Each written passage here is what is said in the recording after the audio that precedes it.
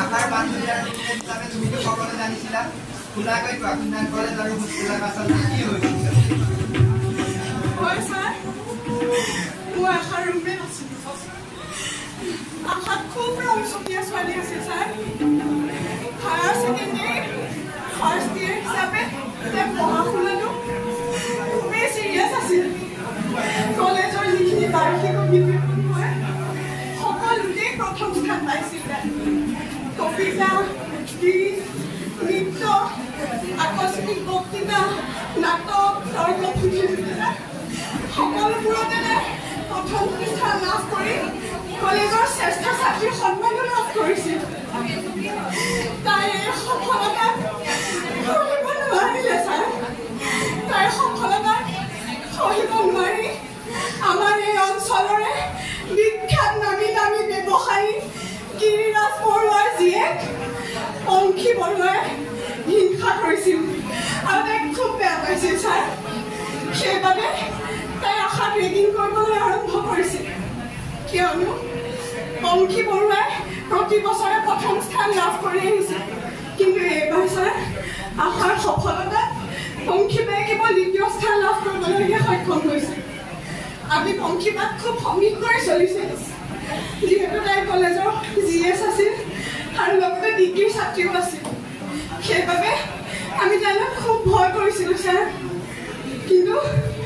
আশা তেনেকুৱা নাছিল ছাৰ আশা তেনেকুৱা নাছিল আশাই কাৰোলৈ ভয় কৰা নাছিল ছাৰ তাই স্পষ্ট বালিতাৰে মোকাবিলা কৰিবলৈ শিকিছিল তাই কৈছিল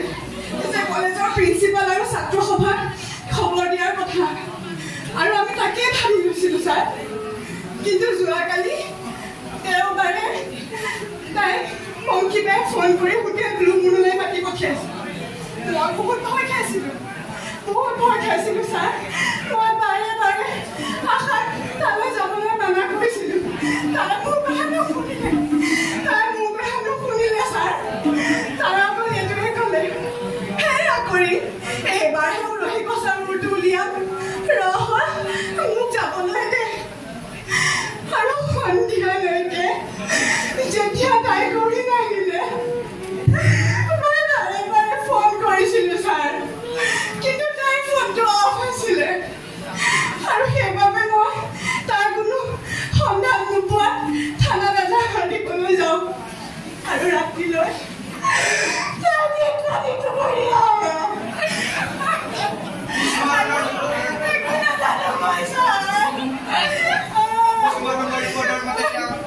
হত্যা কৰা হৈছিল শৰীৰৰ বিভিন্ন অংগত আঘাত স্পষ্টকৈ দেখা পোৱা গৈছিল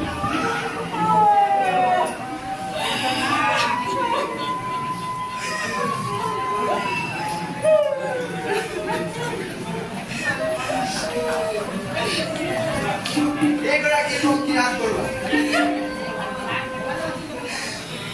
তই পংখীৰাজ বৰুৱা ৰাক্ষসী মোৰ ছোৱালীজনীক দেখাই পেলালি